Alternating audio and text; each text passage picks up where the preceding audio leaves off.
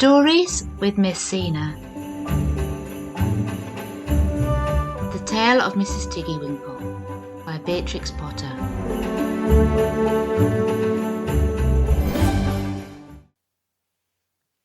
Once upon a time, there was a little girl called Lucy, who lived at a farm called Littletown.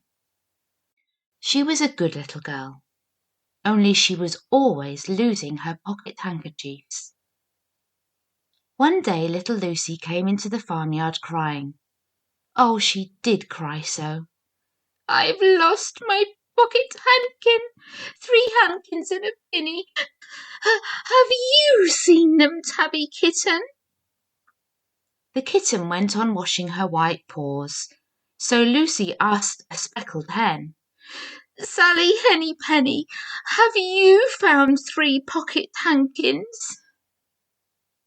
But the speckled hen ran into a barn clucking, "I go barefoot, barefoot, barefoot." And then Lucy asked Cock Robin, sitting on a twig. Cock Robin looked sideways at Lucy with his bright black eye, and he flew over a stile and away.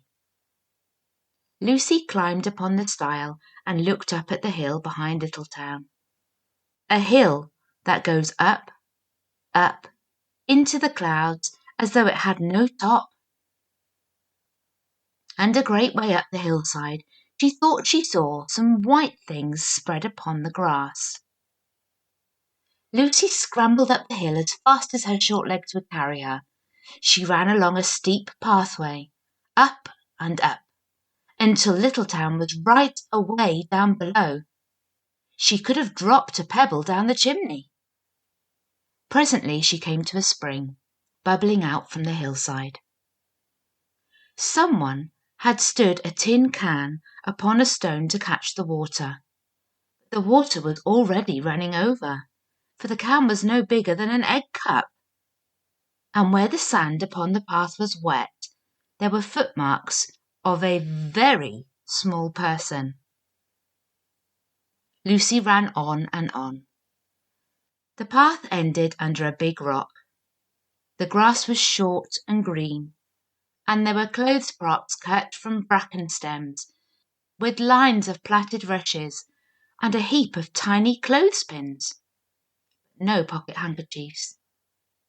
But there was something else. A door, straight into the hill, and inside it someone was singing. "Lily white and clean, oh, with little frills between, oh, smooth and hot, red rusty spot, never have been seen, oh." Lucy knocked once, twice, and interrupted the song. A little frightened voice called out, Who's that?" Lucy opened the door, and what do you think there was inside the hill?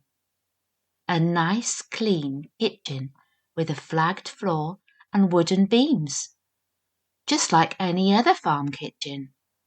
Only the ceiling was so low that Lucy's head nearly touched it.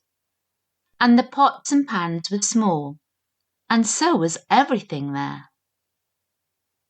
There was a nice hot singy smell, and at the table with an iron in her hand stood a very stout, short person staring anxiously at Lucy. Her print's gown was tucked up, and she was wearing a large apron over her striped petticoat. Her little black nose went sniffle, sniffle, snuffle, and her eyes went twinkle, twinkle, and underneath her cap, where Lucy had yellow curls, that little person had prickles. "Who are you?" said Lucy. "Have you seen my pocket handkins?" The little person made a bob curtsy. "Oh, yes, if you please. My name is Mrs. Tiggywinkle. Oh, yes, if you please. I'm an excellent clear starcher." And she took something out of the clothes basket and spread it on the ironing blanket. "What's that thing?" said Lucy. "That's not my pocket handkin." "Oh, no, If you please, that's a little scarlet waistcoat belonging to Cock Robin. And she ironed it and folded it and put it on one side. Then she took something else off her clothes horse. That isn't my pinny, said Lucy. Oh, no, if you please. That's a damask tablecloth belonging to Jenny Wren. Look how it's stained with currant wine. It's very bad to wash, said Mrs. Tiggywinkle. Mrs. Tiggywinkle's nose went sniffle, sniffle, snuffle, and her eyes went twinkle, twinkle, and she fetched another hot iron from the fire. There's one of my pocket hankins, cried Lucy, and there's my pinny.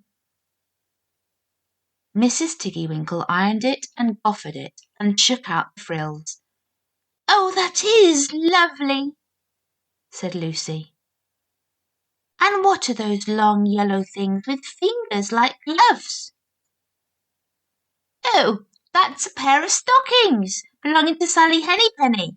Look, she's worn the heels out with scratching in the yard. She'll very soon go barefoot, said Mrs. Tiggywinkle.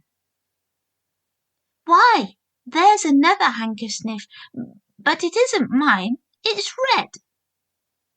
Oh, no, if you please. That one belongs to old Mrs. Rabbit, and it did so smell of onions. I've had to wash it separately. I can't get out the smell. There's another one of mine, said Lucy. What are all those funny little white things? That's a pair of mittens belonging to Tabby Kitten. I only have to iron them. She washes them herself. There's my last pocket hankin, said Lucy. And what are you dipping into the basin of starch? They're little dicky shirt fronts belonging to Tom Titmouse. Most terribly particular, said Mrs. Tiggywinkle. Now I've finished my ironing, I'm going to wear some clothes. What are those dear, soft, fluffy things? Said Lucy. Oh, those are woolly coats belonging to the little lambs at Skelgill. Will their jackets take off? Asked Lucy. Oh, yes, if you please. Look at the sheep mark on the shoulder, and here's one marked for Gatesgarth, and 3, and that come from Littletown.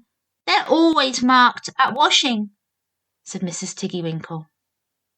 And she hung up all sorts and sizes of clothes, small brown coats of mice, and one velvety black moleskin waistcoat, and a red tailcoat with no tail belonging to Squirrel Nutkin, and a very much shrunk blue jacket belonging to Peter Rabbit, and a petticoat not marked that had gone lost in the washing, and at last the basket was empty.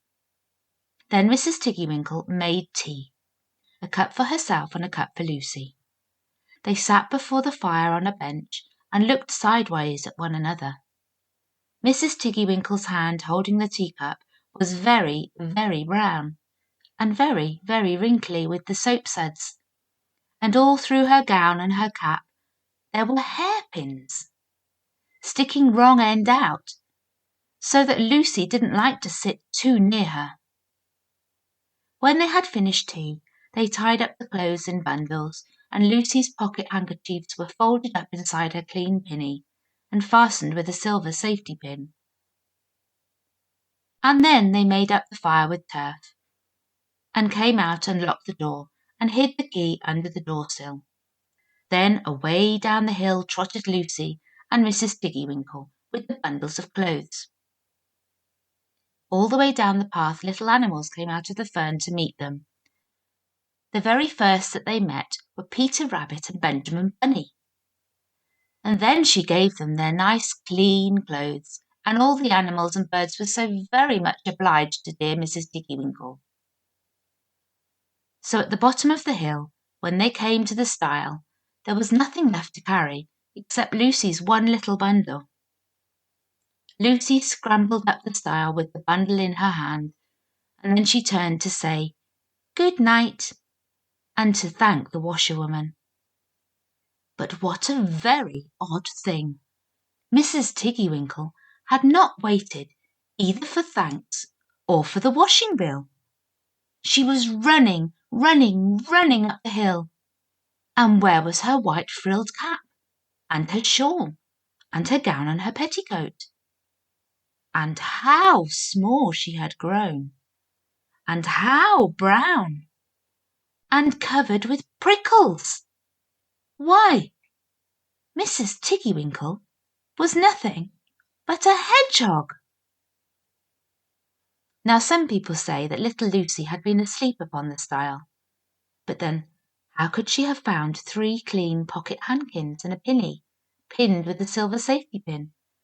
And besides, I have seen that door into the back of the hill called Catbell's, and besides, I am very well acquainted with dear Mrs. Tiggywinkle. The end.